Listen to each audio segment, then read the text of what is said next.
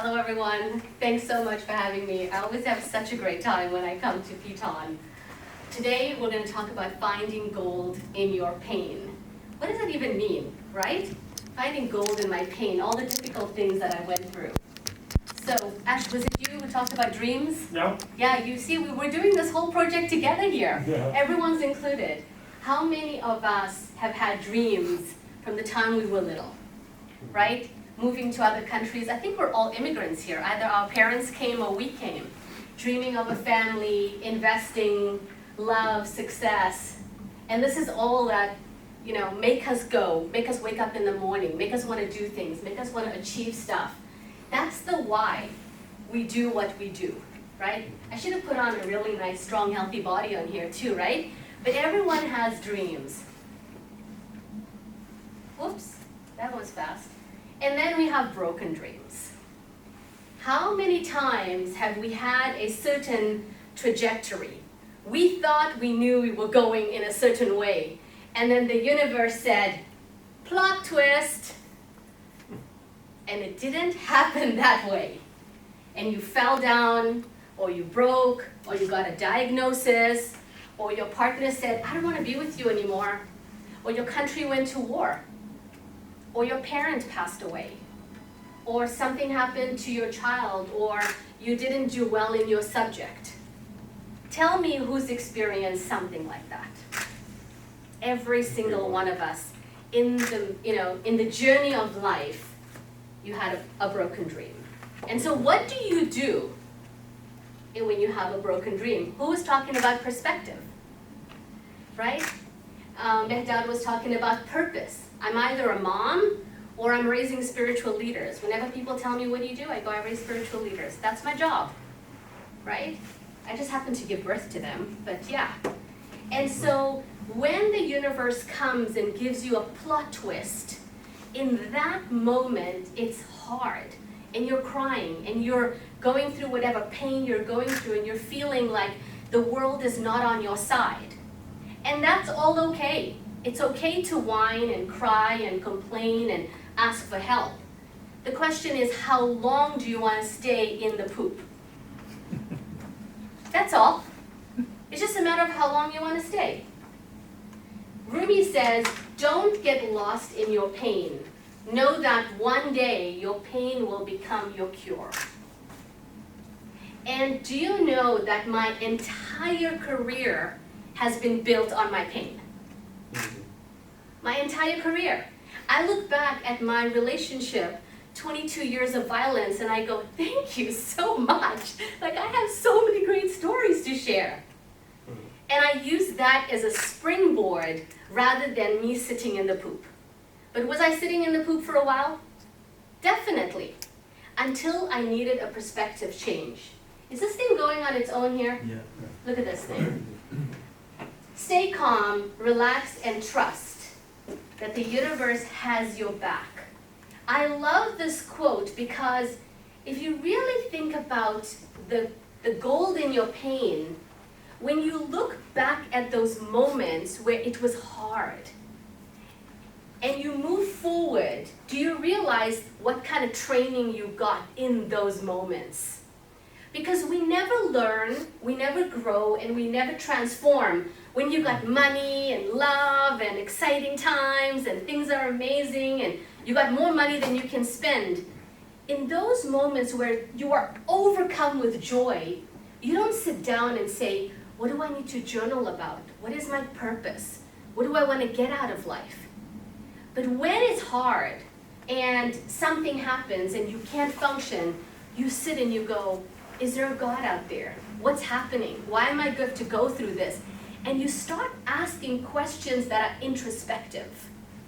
And in those moments you start finding, and it might not be a gold bar, but you might find a little speckle, or you might find a little cube.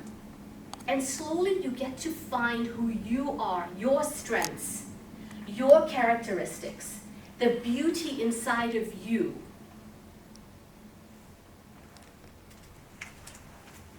What if you changed your perspective and you started looking at this whole life as not I am in the universe, But if you changed it and said, I am in the university of transformation. Every day I take a step into my transformation. Every day I'm going to encounter someone is a messenger for me. Not just the good stuff, but the bad stuff too. Like if I meet Maya and I find that I'm triggered by her. For some reason I don't like her. Then I ask myself, what is inside of me that I don't like in her? Or I meet Hamida and I really like her and I say, what is inside of me that I really like her? Or when someone gives me a compliment and I go, what do I like about this? Or if someone gives me an insult, what don't I like about this? And start asking deeper questions rather than, oh, thank you for the applause. What if this was the university and every single person we meet is simply a mirror to show me who I am, to show me am I on my purpose, to show me what am I doing here, to show me what the next step is. A couple of weeks ago, every Sunday, my kids and I, if you don't know me, I have 5 children. 3 are still with me, 2 have moved out. So Omar is 31, he's been married for 6 years. Then I have Tariq, who's 28, I think. Number 3 is Mustafa, he moved out, he's 22, he works at City Hall, he's got a full political career ahead of him, he's in last year university. I only have 1 girl, and my baby is in grade 10. Now every Sunday, we sit down with our calendar, and we do meal prep. So everyone has their lunches done, and the containers are done, because I like cooking, but I don't like cleaning, remember? And so everyone gets that done, and I do my calendar. So I do my global calendar with my team, with my clients, and then with my family. So all the calendars are speaking to one another. Anyway, that's done, we clean up, everyone goes to bed, homework's done. Well, on Tuesday, my daughter's like, Mom, blah, blah, blah, you have to pick me up, I've got to go here. It's not on the calendar. And then my son Hamza, the youngest, like, aren't you supposed to be going? I'm waiting. And I'm like, what happened here? Why is my life all going chaotic? And then I called my executive assistants and I said, Judith, listen, can you just cancel my whole day? Because my kids and we made a blunder, and it's Tuesday, and I thought I was doing ABC, but I'm actually doing LMNOP. She's like, okay, no problem. Called my clients, canceled the whole thing, got in the car, picked up this one, we're driving along. Adele is playing in the car, and we're singing. And in that moment, I started crying. I had these tears of joy running down my face because I had prayed for that moment 10 years ago. I'd never prayed to be a millionaire, never. But I prayed for time freedom. I prayed that the pain I had experienced would be used as a purpose to help one woman. I prayed that my life wasn't just a waste. And I prayed that I would be able to give my children the quality of time. And here we were, driving on, and I said, oh my God, it's happened.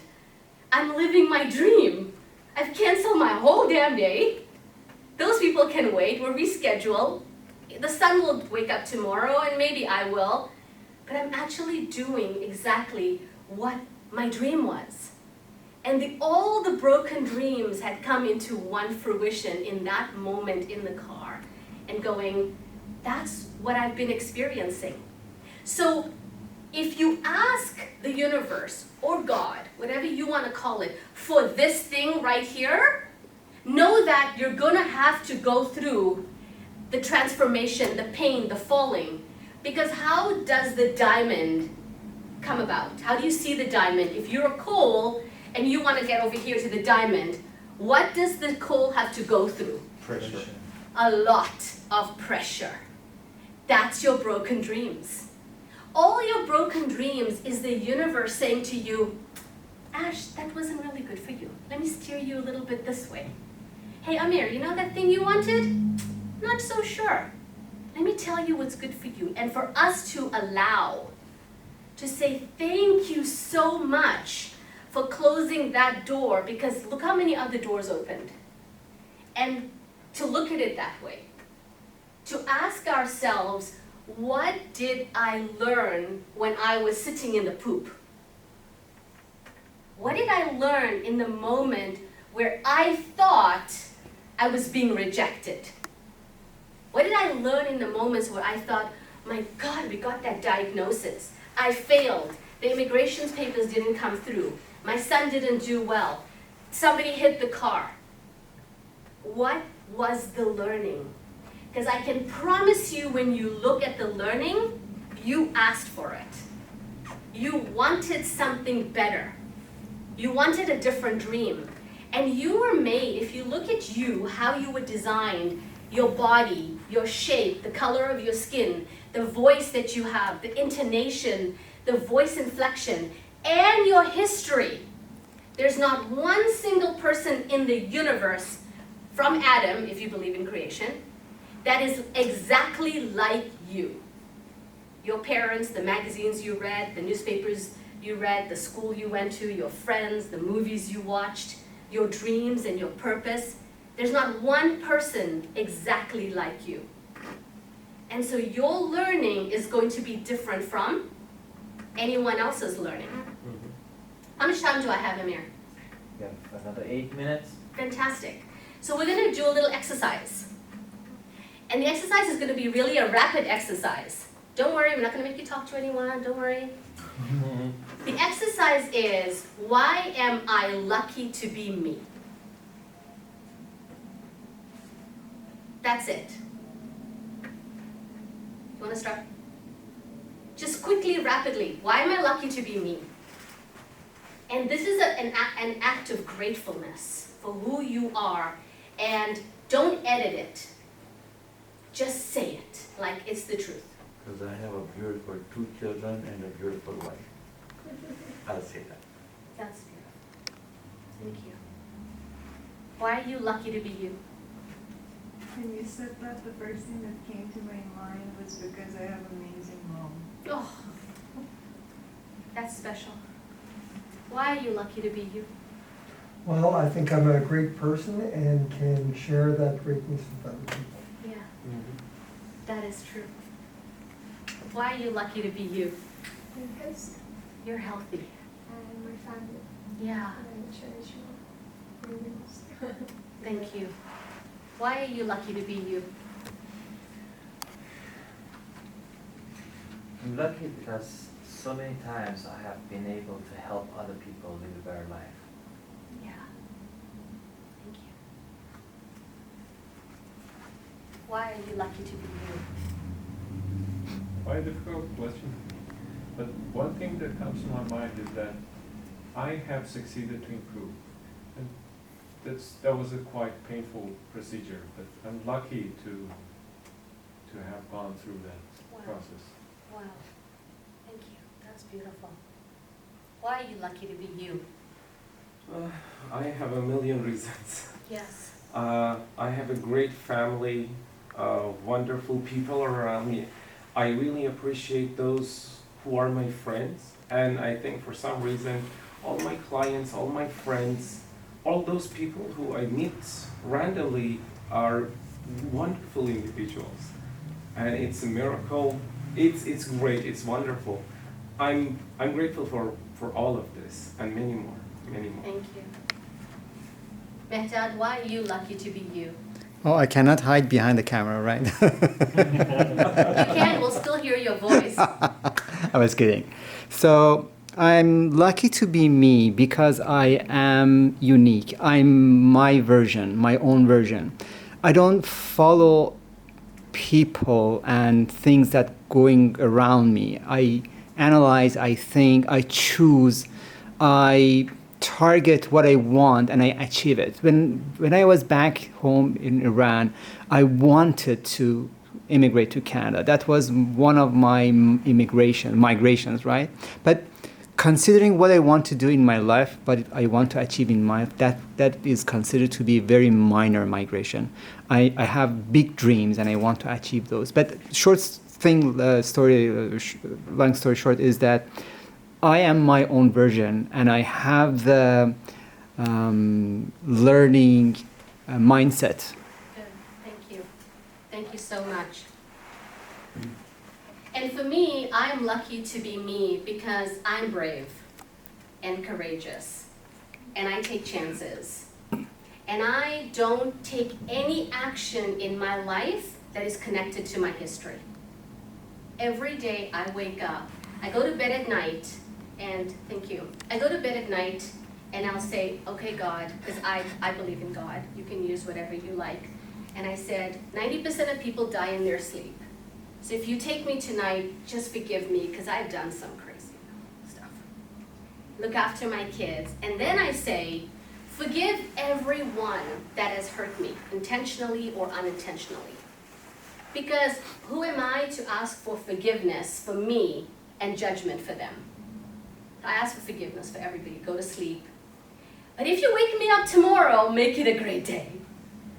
You know, and when I wake up in the morning, it's always a surprise. Like I wake up and it's like exciting. And it's like, whose life am I gonna change today? Even if it's just cooking a pot of food for my kids. Everything is intentional in my life. What happened here? Ah, there we go. Anyway, I gave you one of these cards. I have a free training called millionstarsmasterclass.com. You can share it with anyone you know. In the training, there's nothing to sell. 3 steps to get started as a spiritual business coach for women entrepreneurs. So I help women take all their skills, their pain, their past. My ideal client is someone who's a professional and leaving the executive corporate world, and she wants to blow the top off the ceiling off the top, and take it and package her past, her skills into modules where she can sell it to anyone online. That's my ideal client. When she goes onto the training, there's nothing to sell. I actually teach her the 10 biggest mistakes women make that keep them stuck, struggling, and invisible. And then I show her 7 strategies that she can implement in her business right away. If she wants to have a conversation after that, she can. But there's nothing to sell on the webinar. It's just value and contribution. So that's my talk. And thank you so much for your generous listening. Thank you so much.